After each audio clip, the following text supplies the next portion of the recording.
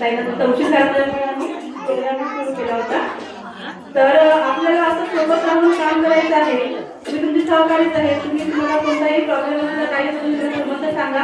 माझ्याकडे खूप सगळ्या योजना आहेत. माझ्याकडे खूप सारे डिपार्टमेंट आहेत की आपण म्हणून ह्या गोष्टी राबवू शकतो छोट्या छोट्या स्टेप बाय स्टेप. आता जर आपण सुरुवात केली की मी थोडंसं काम सांगत होते की आपल्या महिलांसाठी तर आपण जे काही द्यायचं आहे मला आज सभेमध्ये ते आपल्याच महिलांसाठी कोणतरी बनवतील बा. मला अगदी भरभरून म्हणजे मला इतकं आनंद झाला की त्यांनी खूप छान रिस्पॉन्स दिला आणि मला सहकार्य केलं. त्याच्यामुळे मला एक विश्वास निर्माण झाला की हो माझ्या महिला करू शकतात आणि समोरचे 2 वर्ष त्या मला सपोर्ट करू शकणार आहे. त्याच्यामुळे आता मी सध्या म्हणजे फुल केलं आहे आपल्या वाटकेच्या महिलांबद्दल की आपल्याला खूप चांगला रिस्पॉन्स मिळणार आहे. ठीक आहे ना. त्याच्यामुळे आणि मला एक गोष्ट सांगायची झाली की अशी जेव्हा महिला सभा ग्रामसभा चालू होती महिला सभा झाली होती नव्हती झाली मला माहिती नाही चौकशी सुद्धा निर्माण झालेली आहे. अलका खंगार म्हणून ज्या ग्रामपंचायत अधिकारी मॅडम होत्या त्या सभा चालवल्या सभेमध्ये मी तुम्हाला पहिले म्हणते की जे काही तुम्हाला सांगायचं तुम्ही विषय सूचीवर लिहून द्या आधी तुम्ही लेखी द्या जेणेकरून विचारलं पाहिजे. असाच एक विषय चालू होताना तो विषय विषय सूचीवर नसताना लोकांनी प्रश्न उपस्थित केला आणि बाया आणि माणसं एकदम त्या मॅडमला मारलं.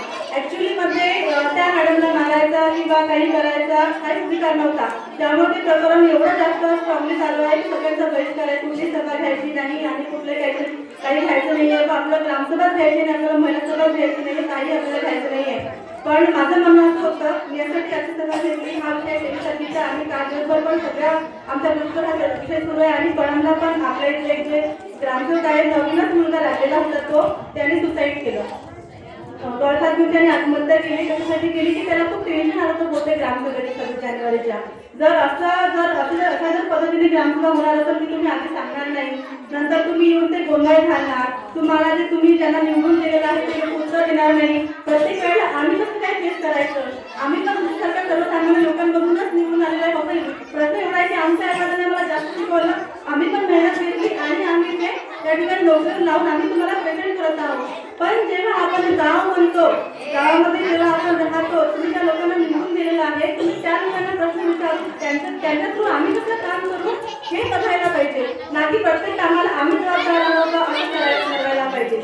माझं एवढं म्हणणं होतं. त्याच्यामुळे मला सगळं घ्यायचं नाही असं माझ्याकडे खूप वेळपर्यंत मानसिकता तयार झाली होती. पण मी एक दीर्घ श्वास घेतला म्हटलं की जे प्रकरण झालेलं आहे त्या प्रकरणाचा आणि माझ्या महिलांचा काही संबंध नाही आहे. कारण मी प्रत्येकाला जाऊन सांगितलं की महिला तुम्ही सभेला या आपण बोलूया आपण भेटूया आणि जर मी पहिली सभाचा कॅन्सल केली तर पुन्हा महिला येणार नाही सभेला आणि त्यांच्या मार्गावरचा जो विश्वास आहे तो पूर्ण होऊन जाईल.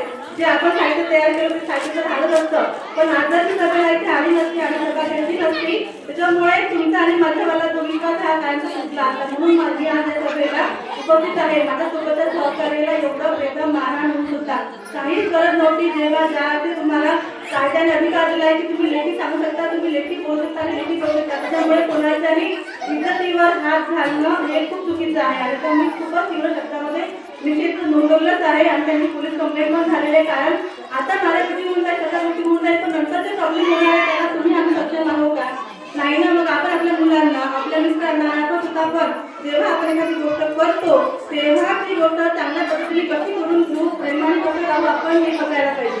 माझं एवढं म्हणणं आहे. भांडण संडे करून कुठलेच विषय हे मिळत नाही.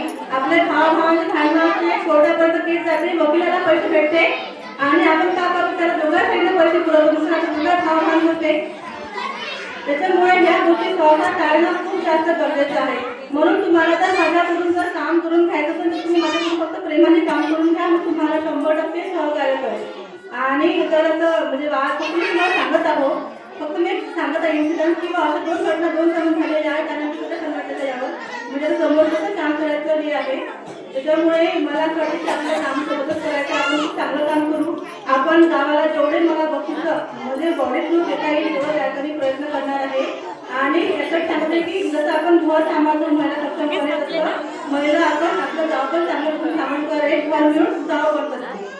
असं घरं मिळून जेव्हा गाव बनते तेव्हा आपल्या घर आपण तुम्ही सांगितलं तुम्ही उद्या तुमच्या मिस्टरांना कामगार पाठवा जेवढ्या महिला आहेत तेवढे लोक त्यांना पाठवणार त्यांना दारू तुम्हाला पाठवून होणार आणि शांतचित्ताने की जे काही मॅडम सांगत आहे जे काही बॉडी सांगणार आहे शांतचित्ताने फक्त ऐकून घ्या मला काय सांगत आहे कारण तुम्ही मॅडमने आम्हाला असा विश्वास दिला आहे मला तिथून आपण चांगलं काम करू.